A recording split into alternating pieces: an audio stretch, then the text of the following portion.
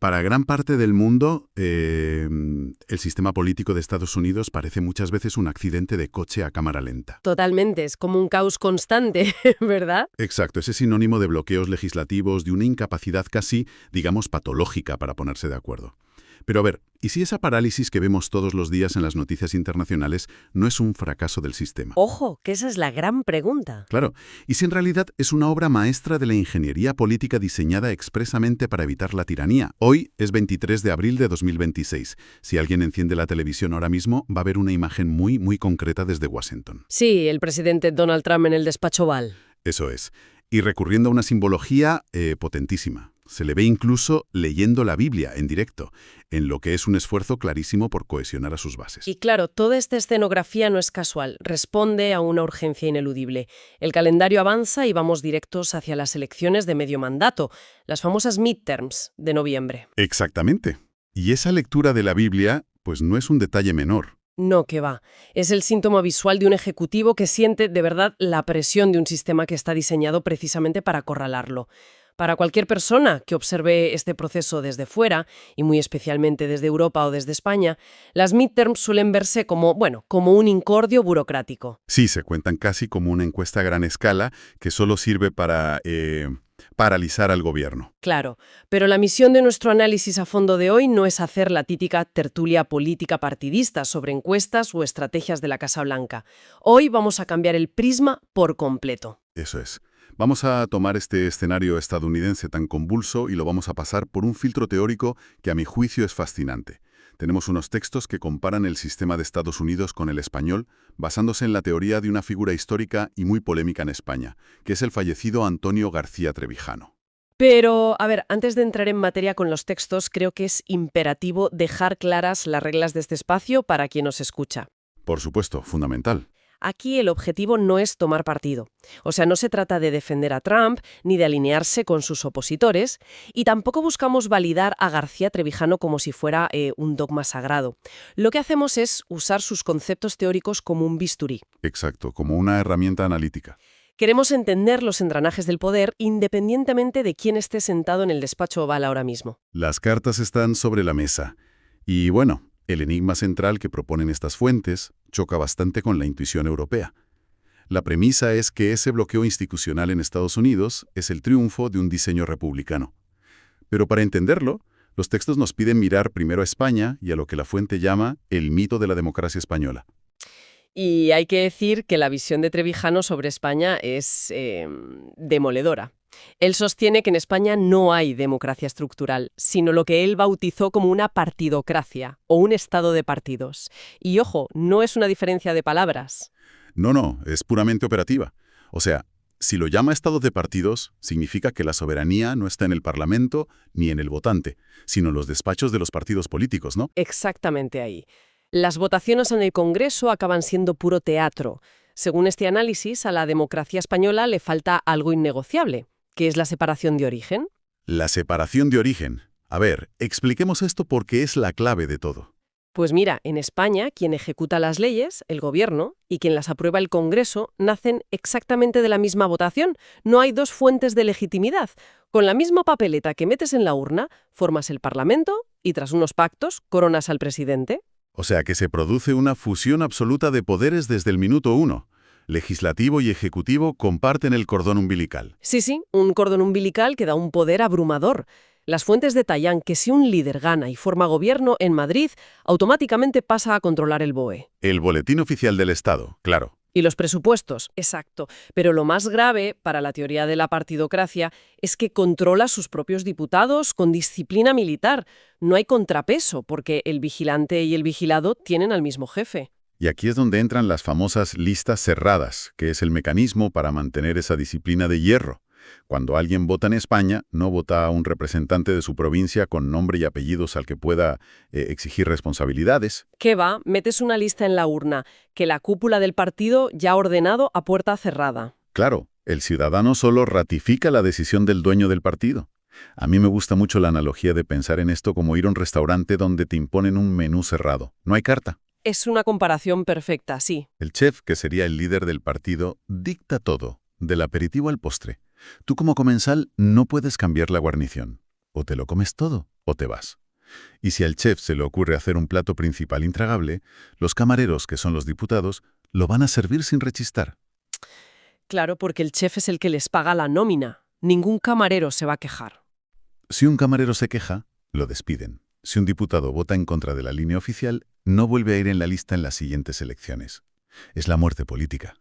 Y lo más peligroso de este menú cerrado, según los textos, es el efecto psicológico en la sociedad. Nos acostumbramos a una falsa idea de eficiencia. Pensamos que si un gobierno tiene mayoría y pasa el rodillo aprobando leyes sin debate, eso es que el sistema funciona. Y luego miramos a Estados Unidos, vemos que una ley se estanca meses o que un congresista se rebela contra su presidente y pensamos que es un desastre. Confundimos la sumisión parlamentaria con la eficacia. Pero claro, la pregunta lógica aquí es, si la partidocracia crea líderes intocables, ¿cómo se diseña un sistema para evitar esto? Pues ahí cruzamos el Atlántico. Los textos analizan el modelo de Estados Unidos, que Trevijano llama una democracia formal, y el concepto base es que allí el poder está fracturado por diseño. La Constitución no quiere rapidez, quiere seguridad mediante esa separación de origen. Eso es. Hay elecciones separadas. Por un lado se vota al presidente, a figuras como Trump, y por otro, en urnas distintas, a veces en años distintos, se vota a la Cámara de Representantes y al Senado. Se corta el cordón umbilical del todo. De raíz. El presidente no nombra al legislativo, ni viceversa. Y de ahí nace una figura que destroza la partidocracia, que es el diputado de distrito. Las fuentes usan el ejemplo de un representante de Ohio. Este político es la antítesis del diputado de lista cerrada español. Totalmente. Su escaño no depende de lo que diga el líder en Washington. Se lo ha ganado pateando las calles de su distrito, en Ohio. Así que su lealtad no es hacia arriba, hacia la cúpula, sino hacia abajo, hacia sus vecinos. Pero a ver, introduzcamos un poco de escepticismo aquí. Porque esto de que el congresista solo responde ante el pueblo suena, no sé, muy romántico. Suena a película clásica de Hollywood donde el héroe local se enfrenta al poder central. ¿No es todo mucho más cínico en la realidad? Pues claro que es cínico. Y esa es precisamente la genialidad del sistema. La maquinaria no confía en que el político sea una buena persona. Cuenta con que sea profundamente egoísta.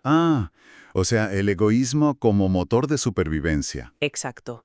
Los apuntes son crudísimos en esto. Si la Casa Blanca impulsa un tratado comercial buenísimo a nivel nacional, pero que cierra una fábrica clave en el distrito de ese señor de Ohio, ese representante va a votar en contra de su presidente. Y no por principios filosóficos, sino para salvar su propio pellejo en las próximas elecciones. Porque las matemáticas electorales no perdonan. Si prioriza al presidente sobre los empleos de su distrito, los vecinos de Ohio votarán a otro. Y en Washington nadie puede meterle en una lista cerrada para salvarle la carrera. Si pierde en Ohio, se acabó. El miedo a perder el escaño es el regulador. Y claro, si multiplicamos este instinto de supervivencia por cientos de congresistas, llegamos al mecanismo de defensa colectivo del que hablan los textos. Que se activa justo cuando un presidente acumula mucho poder o se vuelve muy impopular. Lo que nos lleva de vuelta a abril de 2026. A la foto de Trump en el despacho Oval. Aquí es donde la teoría choca con la realidad actual. Y es un choque clarificador. A día de hoy, Trump tiene una aprobación por debajo del 40%. En España, con una partidocracia, un líder con esos números ignoraría las encuestas, usaría su mayoría cautiva y aprobaría todo esperando que la gente se olvide de aquí a las generales. Estaría completamente blindado. Pero en Estados Unidos, con la separación de origen, ese 40% es el preludio de un terremoto. Es la antesala de una castración política en noviembre. Las midterms son la válvula de escape. Si el electorado ve que el presidente se excede o ignora la calle, el sistema te da una herramienta brutal, que es quitarle el control del Congreso a mitad de mandato. Es como cortarle el grifo. Le quitan la billetera nacional y el bolígrafo para firmar leyes. Casa Blanca, salir por la tele, usar la Biblia para movilizar a su gente, pero sin las cámaras, su poder queda neutralizado. Y los textos de Trevijano llaman a esto libertad política colectiva. Libertad política colectiva. Me parece un marco conceptual muy potente. Aleja el foco del simple hecho de votar una vez cada 4 años y lo pone en la capacidad real de veto continuo. Sí, es el poder de frenar a los políticos en seco. Y fíjate, para ilustrar esta diferencia abismal entre la partidocracia y la separación de poderes, las fuentes usan una metáfora automovilística que es buenísima. Imaginemos que el Estado es un coche.